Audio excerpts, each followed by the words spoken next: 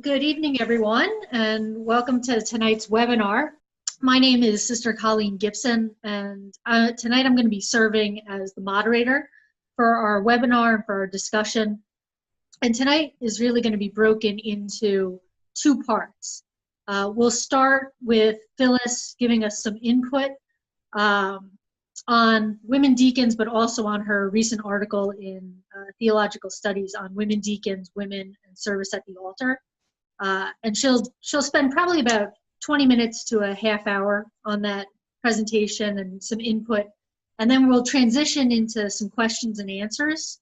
And for that part of our webinar, we'd invite you to use the chat function on Zoom. So if you look at the bottom of your screen, you should be able to click on the chat box and you can type in questions. We've had some people who submitted questions beforehand. So we have those via email and we have them listed, but I'll be collecting questions throughout the talk tonight and then throughout the question and answer session, and I'll be posing those to Phyllis as we move through. And so if you have any questions about that, just type them right into the chat box and we'll send you links to things that Phyllis might reference along the way. We really thank you for coming out. We're looking forward to a really interesting discussion and a really great opportunity to learn more on this topic and to engage in some conversation.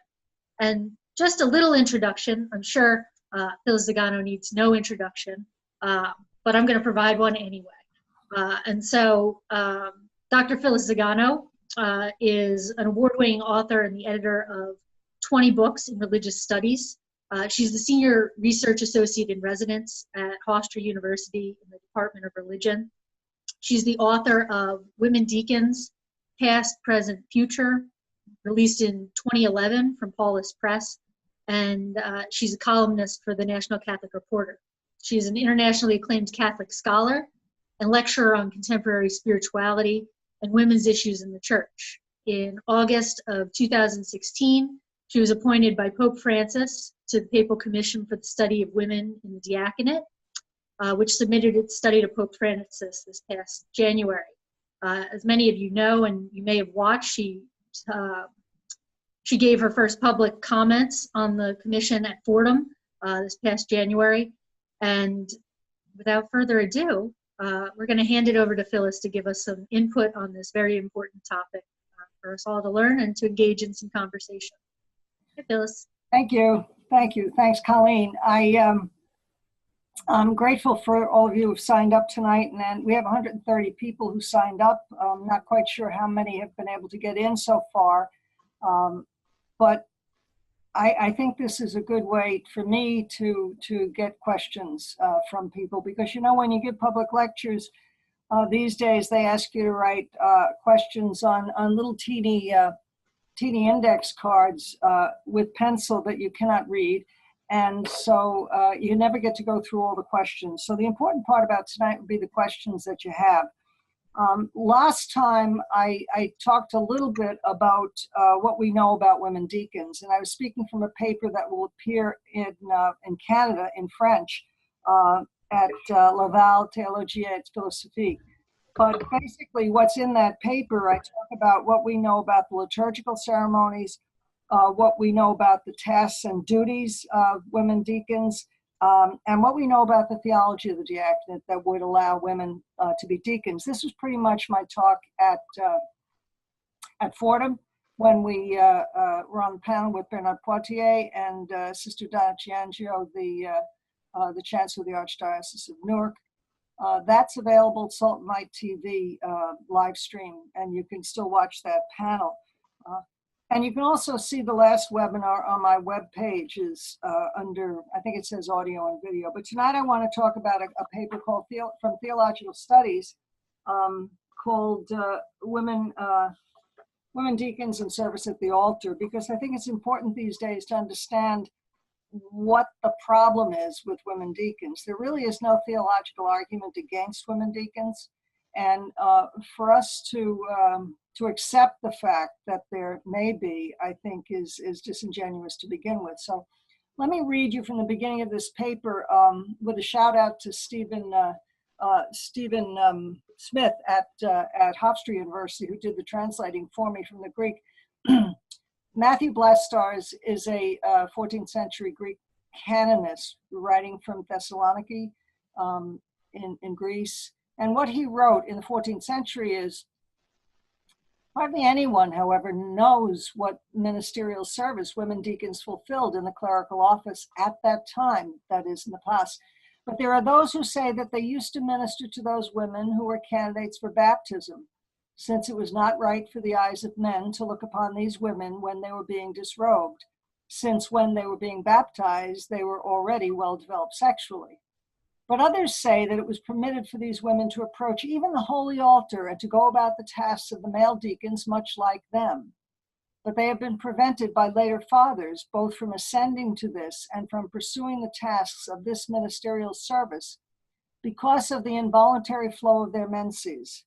But that the holy altar was accessible long ago also to women is something that has been inferred from many other things, and especially from the epitaph that great Gregory the theologian has composed for his sister. And his sister is Macrina, who was a deacon and is venerated as a deacon in the Orthodox churches. Now, Macrina was 4th century, and we know that in the West and in the East, there are women deacons. We know that they were ordained in the West up until the 12th century. We know that the ceremonies were the same or virtually the same as those of men deacons. So the question is now, if the women were serving at the altar, what is the problem about ordaining women today? Now, to begin with, ordained is a kind of a challenged term anyway in these discussions, but most scholars agree that women were ordained as deacons. And many agree that the many extant liturgies present the same sacramental formulae for a sacramental ordination today. In the 17th century, a scholar named Jean Morin went through all the liturgies. Now, I'm here to tell you, I looked at his book. I spent an entire day in the basement of the Gregoriana in Rome.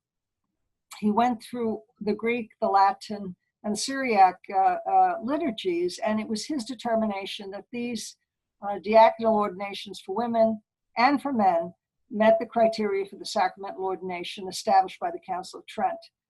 They were called ordinations. They were performed in the sanctuary at the altar by the bishop. He laid hands on the candidates. He placed the stole around his neck and gave each the chalice from which each drank. In addition, there was an epiclesis or an epiclesis for these ordinations. Now, 100 years later, you have Jean Pien saying no, it's incorrect, and the same discussion continues. Some writers argue it's impossible to sacramentally ordain a woman for various reasons, including the fact that a woman cannot image Christ, the risen Lord. So I'll leave that with you and just talk for a few more minutes, and then hope we'll have some questions here. What happens with the diaconate is that it gradually becomes merely a ceremonial office. And when you get to the 8th or 9th century, you find that deacons are doing things that really would be, I think, unseemly for women. For example, you have seven deacons on horseback in advance of the Pope for a major mass. You have the deacons of the mass kissing the hands and the feet of the Pope. But some things would be very similar to what you would see today. You would have 2 deacons of the mass dressing the altar. You'd have the archdeacon accepting the offerings of bread and wine. You'd have the archdeacon elevating the chalice after the consecration, which you see today, and initiating the kiss of peace and overseeing the fraction rites, as well as making whatever announcements are necessary for those in the congregation. And then finally, the last thing the deacon does is to intone the Ite Missa Est. Now, these involve 2 important things. One, touching the sacred, and secondly, touching the sacred, but also speaking in church, because we have a lot of problems with a passage in Paul, supposedly in Paul, that says women should not speak in church. Now, I'll tell you briefly in the few minutes I have that we have a progression of local regulations saying that women can't go near the altar, women cannot touch the sacred.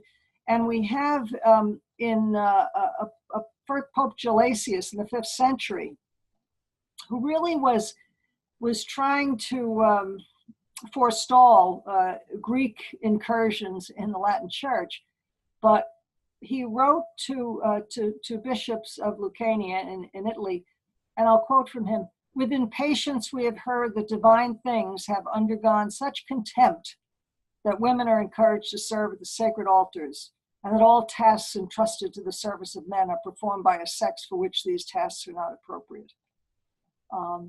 That sentence perdures really up until the 18th century. You find successive popes, successive bishops going to Gelasius and saying, well, Pope Gelasius said it, so therefore women can't be serving at the altar. Well, who would be serving at the altar? Women deacons. But then it gets expanded, and you can't even have women in the altar space, behind the iconostasis or behind the altar rail, depending. It kept on going. In the 6th century, you have three bishops writing a joint letter saying that we have women holding the chalices and presuming to administer the blood of Christ to the people of God. They call these women them silly little women, and they should not pollute the divine sacraments. So you know where this is going. It really has to do with women being unclean, women being unworthy. And it really is the culture intruding into what was an ordinary practice in the early church. As you progress in the centuries, you get to the 6th, 7th century, you have women not being able to touch the Eucharist. They're not being able to touch any kind of altar cloths, the Lord's pall. Even so, they kept ordaining women as deacons. Now, I find it interesting that even though we know women kept being ordained as deacons really up until the 12th century in the West, that we have these repeated admonitions against women in the sanctuary, and because of that, that to me is evidence that women were still in the sanctuary, because we have repeated legislations. I mean, one legislation is enough. One would think, if it was a unified legislation, which you really don't have until around the 12th, 13th, 14th century anyway. But we find it going all over the place. In the 9th century, the Council of Paris has more argument against women. In some provinces, they say, in contradiction to the divine law and to canonical instructions, very important, women betake themselves into the altar area and impudently take hold of sacred vessels, hold out the priestly garments to the priests, and what is still worse, more indecent and unfitting than all this, they give the people the body and blood of the Lord and do other things which in themselves are indecent. So there you go. It continues through the centuries. We find in southern Italy, however, very interesting situation where a bishop in the south of Italy writes the Patriarch of Constantinople and says, what do I do about getting the Eucharist to older, ill women? And the Patriarch writes back, well, you need to choose women, either chaste older women or virgins, quote, worthy of being received into the diaconate and of being received into the rank of deacons. So there you go. All of this against the backdrop of clerical celibacy, as it becomes increasingly legislated. You find that by the 12th century, the Second Lateran Council is really arguing against women. Those in the orders of subdeacon and above who have taken wives or concubines are to be deprived of their position and ecclesiastical benefits. For since they ought to be, in fact, in the name, temples of God, vessels of the Lord, and sanctuaries of the Holy Spirit, it's unbecoming that they give themselves up to marriage and impurity. It's very interesting connection there. So, why did women deacons die out? Well, the cursus honorum in the 12th century, by that time, had been accepted. No one was going to be ordained a deacon unless that person was going to be ordained a priest. Women never participated in the cursus honorum, so the female diaconate died out. I've got about 2 more minutes, so let me just say one thing. And you can download this paper actually off my website. But I want to get to the Vatican Council. And in the Vatican Council, after the Second Vatican Council, we have a document called Musicum Sacrum. And in that document, it says that a mixed choir, male and female, will not enter the sanctuary. So, you know, I was in Rome last June, and I mentioned that to Archbishop Arthur Roach, the number 2 in Worship and Sacraments, and he said he wasn't aware of that. I said, well, now you are. But he also he said, well, it's ignored. I said, but it's still on the books.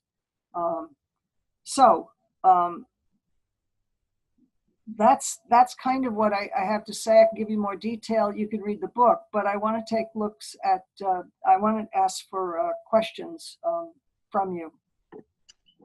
Great. So we'd invite anyone who has any questions to type them into the chat function. There you'll find a link to the article that Phyllis was discussing. And I have a couple of questions that came in from email beforehand. So one of the questions, Phyllis, that came in is about if there will be a distinction, if the female diaconate were to be, instituted, will there be a distinction between male and female in ministry? And how might the ministry of women deacons be compared to that of male deacons? Will there be any distinction?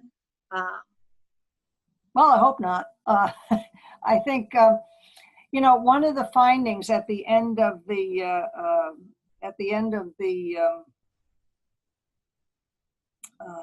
2002 document on the diaconate, it said male and female deacons were not equivalent. And to that I say, yeah, you're right. Male and female deacons were not equivalent. Male deacons didn't get involved in female baptism. Male deacons did not get involved in chrismation or anointing of women. Male deacons did not bring the Eucharist to ill women. Male deacons did not anoint ill women. And we know this from testimony that was found by Cardinal Jean Danielou, which he felt, at least interpreting Epiphanius, he felt that this was sacramental anointing. Male deacons did some things that we're not sure women deacons did, but women deacons did things that we're absolutely sure men deacons did. I had one question. Somebody asked, oh, well, did women deacons preach? Well, male deacons didn't preach either. The women deacons who preached mostly preached in their own religious communities. The abbesses and prioresses would preach at Vespers and Matins. But today, I think the main interest in women becoming ordained would be so that they could preach.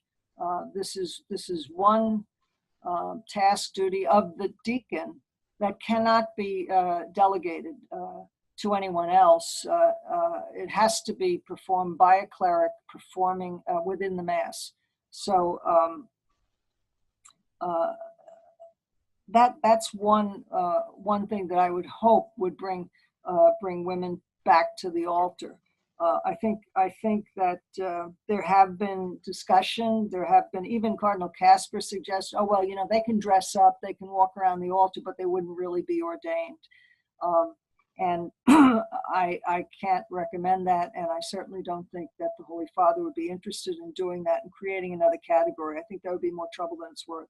So my answer is either do it or you don't. Mm-hmm. Great. We have a couple of questions, Phyllis, about oftentimes when we talk about the female diaconate, the topic of priestly ordination for women comes up. And so one of the questions that we got is, can we see any movement towards women deacons as a precursor for priestly ordination of women? Well, you shouldn't. You actually shouldn't, because the diaconate and the priesthood are separate ministries. This has been affirmed continually, and when you when you look at the questions, you know, many times the diaconate has been asked for, and the response is you can't have women priests. So they ask about deacons, and the answer is priests.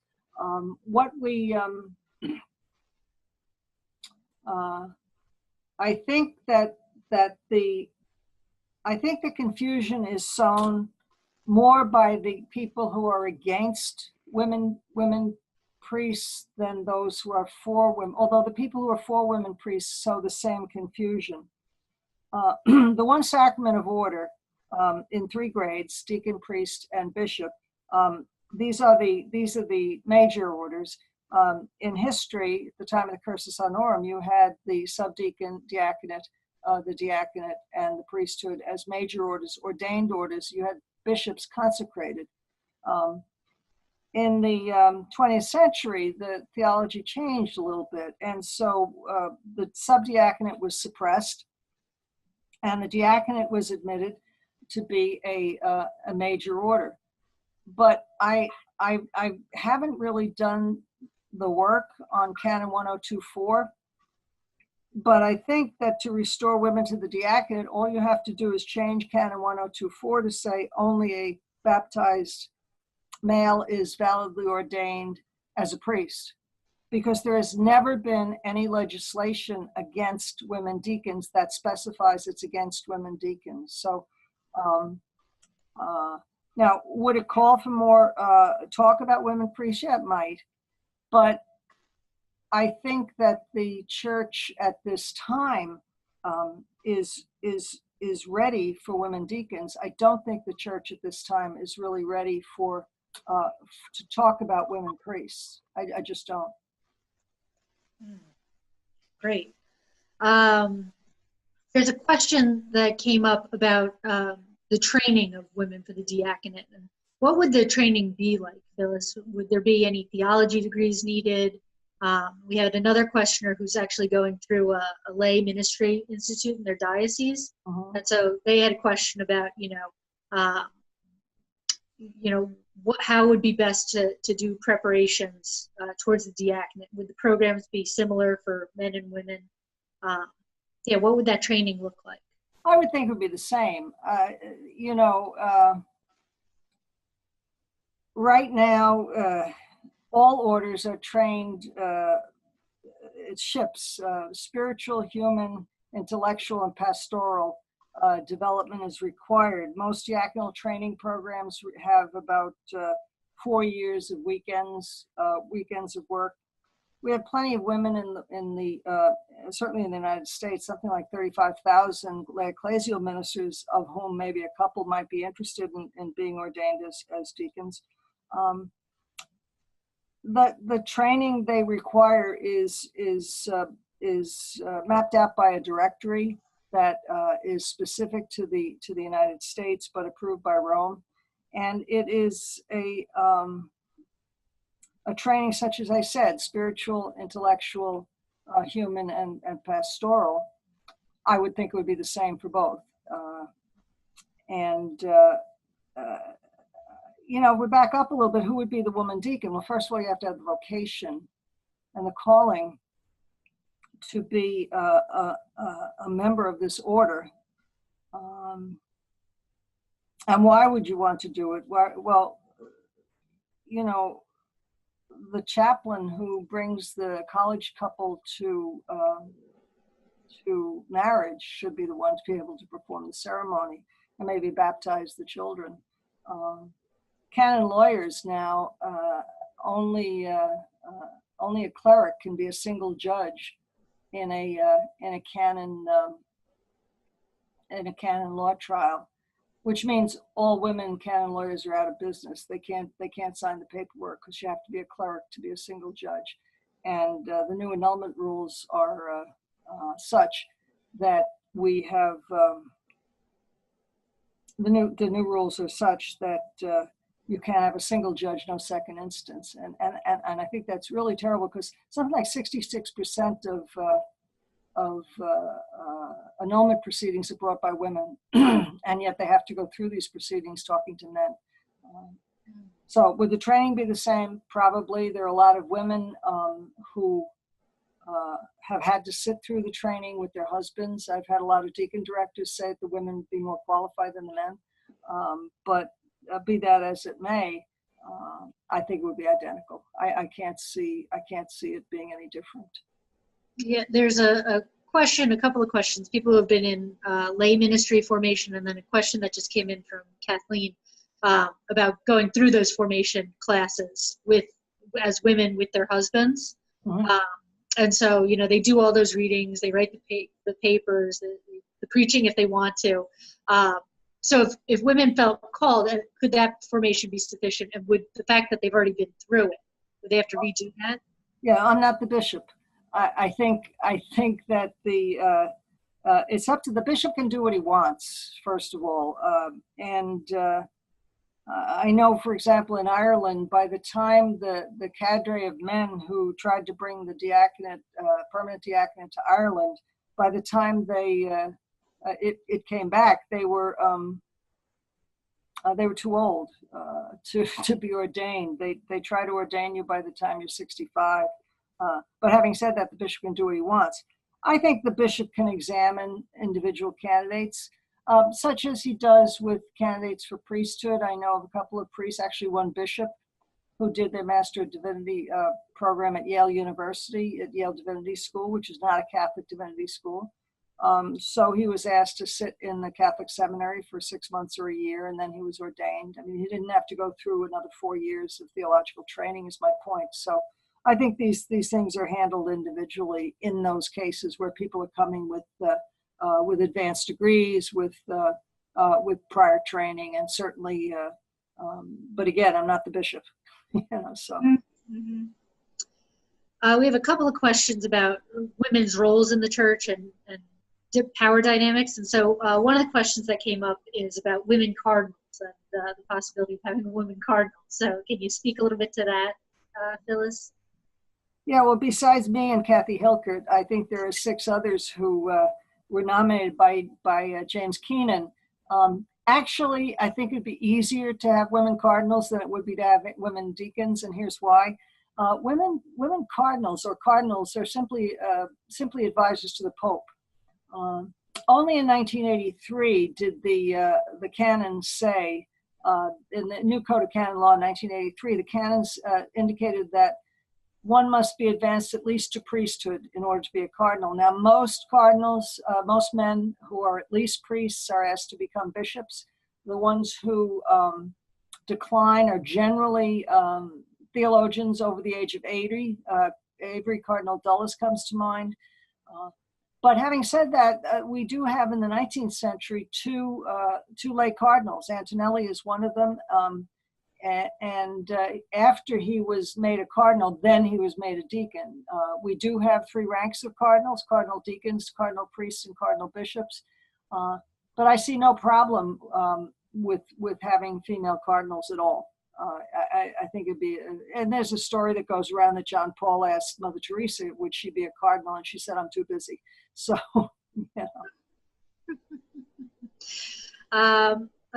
Along the lines of kind of women's roles in the church, in terms of how could people have their voices heard for more equality between men and women's roles in the church? Is there anything that you would recommend? Well, I'm doing what I can. The Holy Father said to the young people at the Synod on Youth in October to make noise. And, we're a hurting church right now. I would want people to make positive noise, to make positive contributions. I think we are still saddled with the misogyny that has grown and developed over the centuries. And I think that we can, I think that we can get past that. I'm working on a paper that law reflects culture. And so the law in the early church had no problem with women ordained. And really until the 12th century, women still were ordained. Actually, the couple, Abelard and Eloise is called the deacon.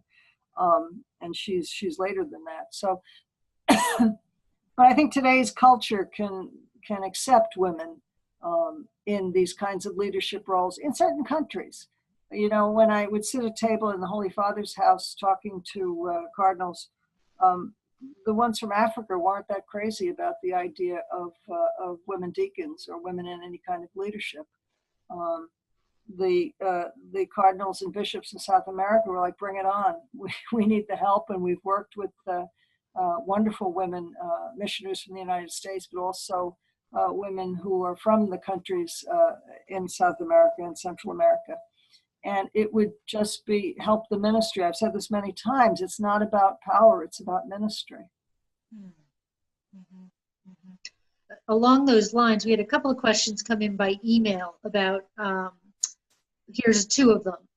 What leadership roles are possible for women to fill outside of ordination that would enhance the mission of the gospel? And also, Can you say that again? I missed that. Oh, what leadership roles are possible for women to fill outside of ordination that would enhance the mission of the gospel, to give glory to God, to build up the church, to serve the poor? And then also, someone says, you know, Sister Donna Chiangio is a sign of hope as the chancellor of the Archdiocese of Newark. How can we promote similar possibilities for women in the church? Well, Sister Donna was on the panel with me, and she's uniquely qualified to be the chancellor of the Archdiocese of Newark. She knows Newark through and through. She's a pastoral minister. She's got tremendous training and experience in pastoral ministry.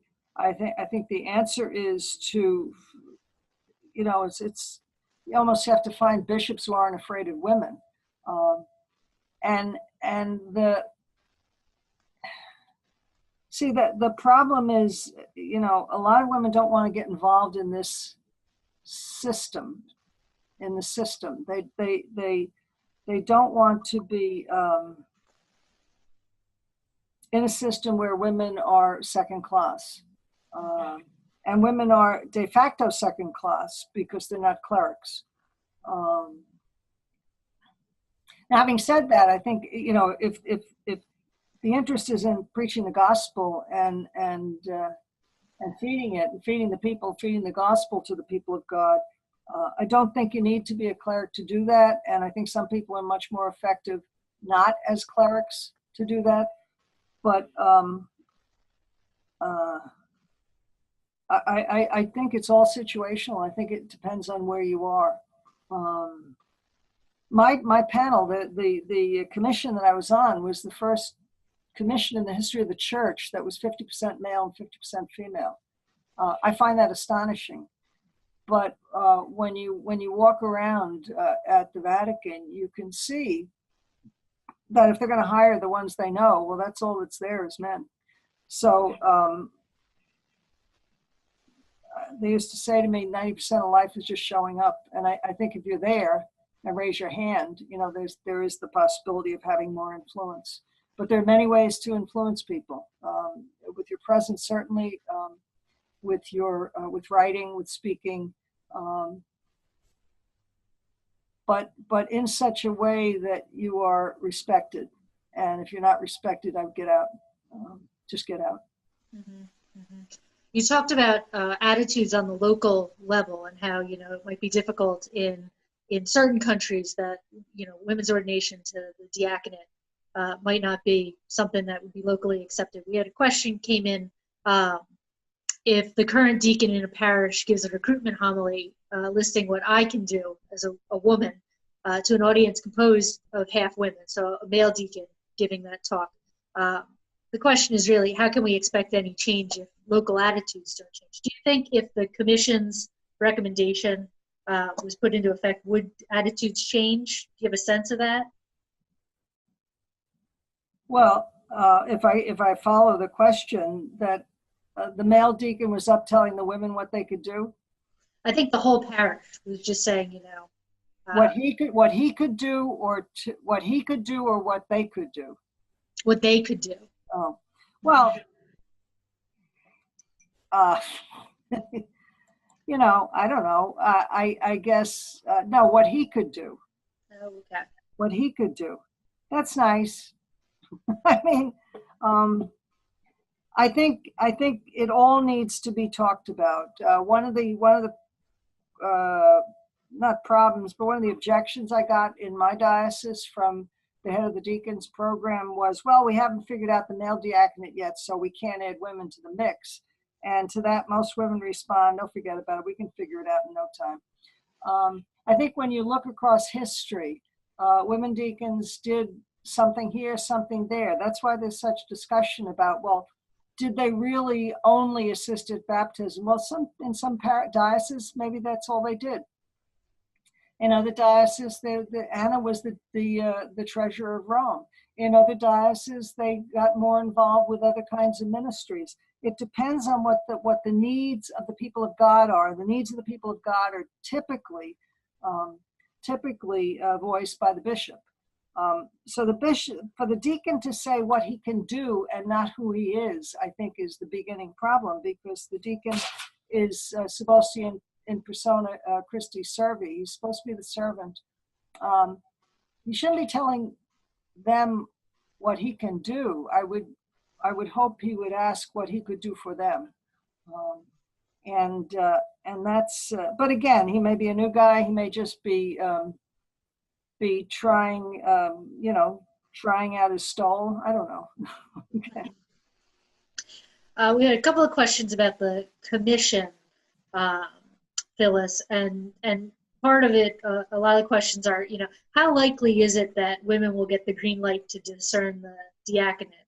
Do you have a sense? And if you can, or if you can't, what is the current status of the commission? Well, what I can tell you is that the Holy Father received a report from the commission. I can tell you that last July, Cardinal Ladaria, who's the prefect of the Congregation for the Doctrine of the Faith, said that the commission was in a very good place, and also it wasn't the place of the commission to tell the Pope what to do, and that's what he said. I don't know what will happen next. I do know that the Holy Father will be speaking to the International Union of Superiors General, UISG, the sisters who asked him for the commission, the sisters who nominated me to the commission personally. And I would not want to be the Pope walking into 900 nuns without an answer. How likely is it that someone could discern a vocation to the diaconate? I would say go for it. But I can't promise that the vocation will be called forth by the church. There are plenty of people who discern vocations to priesthood, and they can't be called forth by the church. I really don't know. I think it's important for people to maintain their professions and to maintain their spiritual lives, to maintain their personal lives, and see what happens. If it rolls out, it would roll out the same way that the male diaconate rolled out, which is they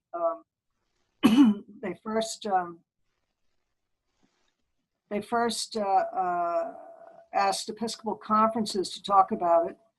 And then if Episcopal conferences requested the diaconate, then for men, then individual bishops in those Episcopal conferences were allowed to decide what they wanted to do. There's one or two dioceses in the United States that have no diaconal training or no deacons. About half of the dioceses in Ireland have no deacons. So it is at this point. I think the Pennsylvania report threw a wrench into things, quite frankly. I think they're a little preoccupied right now. Later this week, they'll be having a meeting with some 190 members, 180 men and 10 women, but, it's a start. Here's a question. Michael had his 8th grade CCD class, right? The Pope on women deacons and the women female diaconate. What do you think the chances are of Francis responding? Well, how did you send the letter? The address is Casa Santa Marta, Vatican City, 00120. You should get a response. it probably would come through the nuncio, and it can take as much as 2 months. Great, that's good. Good to know. But keep writing. I mean, I would write again and say, you know, I wrote you the other day, and You know, the persistence. Can I ask where that class was? Michael, if you, oh, the CCD director sent it. We'll see if he says where it was sent from. I mean, that's interesting. Yeah. That's a good idea too. Yeah, keep the voice and the opinion out there. There you go. St. Mary's Dumont. I don't know what that means. What's BJ? Oh, I think it's New Jersey. Oh, B and N are very close. So Dumont, New Jersey. Okay. Yeah. Here, Phyllis, here's a question in terms of religious communities and women religious that came in via email. What would it mean for women's religious communities to have deacons among them? Well, this is interesting. We're planning actually. I'm going to meet with a small group of women religious in early March, and then on I think March 14th we'll have a webinar just for women religious. If you think of the diaconate as a profession, not religious profession, but like being a doctor or a lawyer. I think a women's religious community could very easily absorb, should it choose to become mixed clerical and lay, could easily absorb women deacons. Some superiors specifically have asked me, well, what about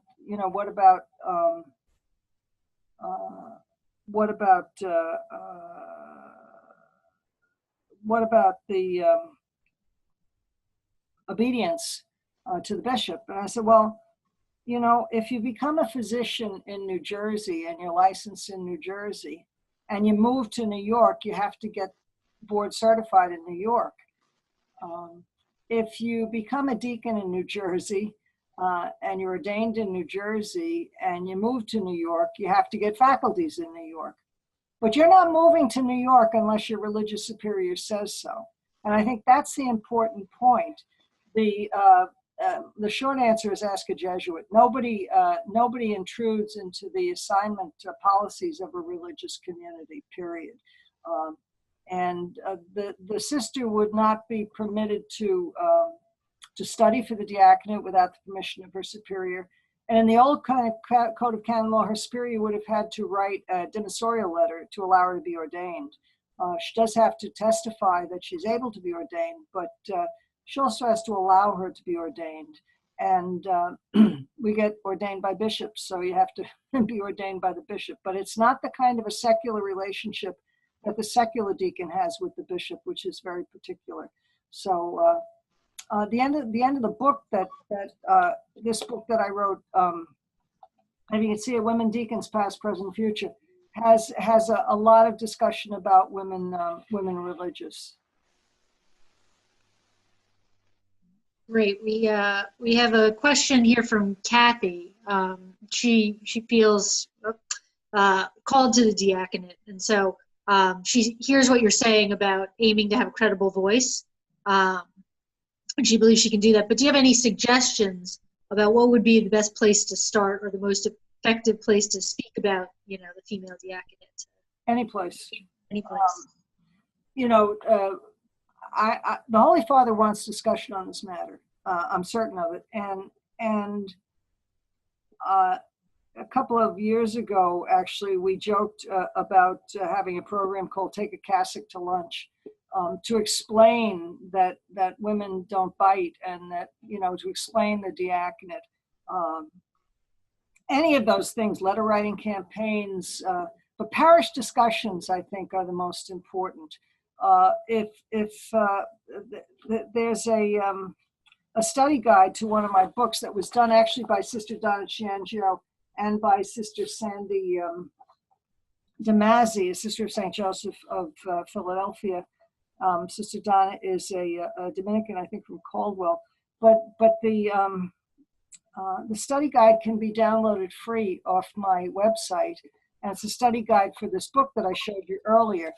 And I have actually participated in a couple of these meetings with parishioners, just talking about it. Get a book club. If you can take your bishop to lunch, do it, but have the facts first. I can't be every place, and the webinar is an effective way actually for people who are at a distance to see us. I know we have folks from Australia online tonight, but I think that the most effective way to talk about it is to talk about it, to get the study guide, and to talk about what would it mean? What would it mean? Do you need them in your parish? I mean, the only thing is, the only thing we need is ministry. We need more ministry. I've said that a long time. Sometimes I say we don't need more priests. We need more ministers. We need more people to minister to the people of God. This next question returns us back to religious communities, vowed religious. So does a religious community, whether it's male or female, need the pastoral assistance of a deacon? So would those deacons, if there were female deacons in women's orders, would they be serving within the congregation or outside? Well, both, I think. The ordinary thing would be, particularly for diocesan congregations of women religious who are working in parishes, that's the most obvious, and missioners. I met with sisters who are missionaries who were now NGO reps at the UN, and they said immediately that it would be a very good idea to have, for them to have orders so that they could marry, particularly because if they have to wait a year for the priest to come, the couple will go next door to the evangelicals and take care of things. But in terms of pastoral assistance within religious communities, well, women deacons used to anoint and used to minister to ill women. You don't need a deacon now to bring the sacrament to the ill. Certainly, lay ecclesial ministers and lay ministers of the Eucharist do bring the sacrament and do minister to the people. But when an ordained person is coming to an ill person, that person's bringing really the church, bringing the church to that sick room. And there's a qualitative difference, I think, in that. Not to mention the public witness of the deacon. Now, certainly we have the public witness of the woman religious as well. I'm not disavowing myself of that at all. But I think that two parts of this question. One, outside the religious house, certainly. Inside the religious house, one of the problems that comes up actually is, well, if you have a deacon, then would other sisters be able to preach? And the answer is that nobody preaches in a religious house without the permission of the general superior. So at a private mass, whatever is going on can, I think, still go on. I haven't had a canonist to fight with me on that one. So I don't know. You wouldn't have a lot of weddings and baptisms, but you might. If the religious house has a school attached to it, or somebody's sister might want to get married, you don't know. It's all organic, really it is. Here's a question that came in that's good about kind of semantics and the way we talk about the diaconate. So should we be careful with our language around women being ordained to the diaconate? In the book group, they discussed your book. It was discussed that we're not setting up a separate diaconate for women or a women's diaconate. Should we be careful about that? About the way I would be. Yes. Yeah, I would be, because that's a killer right away. See, I use women deacons to get away from the term deaconess, because a lot of people argue that deaconess means the wife of a deacon, or means a secondary order, a different order. The late Maureen Tilley used to actually complain to me that I shouldn't even say women deacons, but what else? Female deacons, whatever you want to say. No, we're talking about the one order of deacon and women rejoining it. And to say again, that they were different, to me is disingenuous, because do they have different tasks and duties? Sure, maybe they did. Not every priest, not every priest is a pastor. Not every priest is a professor. Not every priest runs Catholic charities. I mean, there are different assignments. And so there were different assignments, and there will be different assignments. I don't know how it would work, but I don't think trying to figure it out beforehand is the way to go. As I said, I think it's an organic thing, and I think we should just go ahead with it. Another question that came in by email, and it connects to the diaconate on the grounds of clericalism. Could you see that with females being ordained to the diaconate, would clericalism also be a problem there? How could we create new models for leadership in the church? Well, that's a big question, and I don't think immediately on becoming a cleric, everyone is infected with clericalism. But you need to understand, I think, that it's not just religious life. I don't mean vowed religious life, but it's not the church that's affected by clericalism. Clericalism means that a profession is looking down its nose at somebody else. So you can have doctors who are clerical. If you've gone to a physician and been spoken to as if you're a fifth grader, you can have lawyers. You can have any kind of profession can be clerical in that it's a closed society, and it speaks ill actually about people who are not part of the closed society.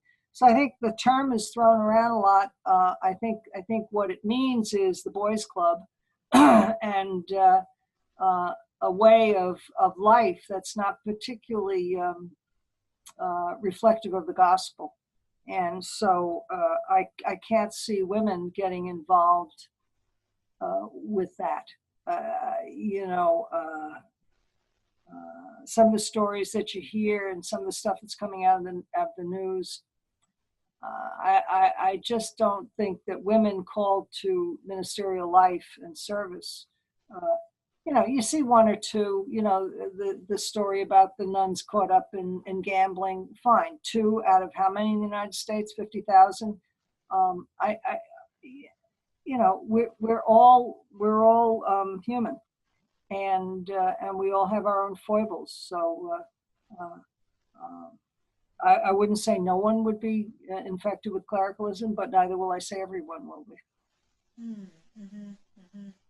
There are a couple of questions, Phyllis, that have come in about discernment, discerning this as a vocation, and also Catholic women deacons and kind of like formation programs that may already be in place. And so do you have any thoughts on that, or on how even, I don't know, anything towards that end? Well, yeah, I mean, Catholic women deacons, they've run 2 retreats for people. They decided not to have one more recently.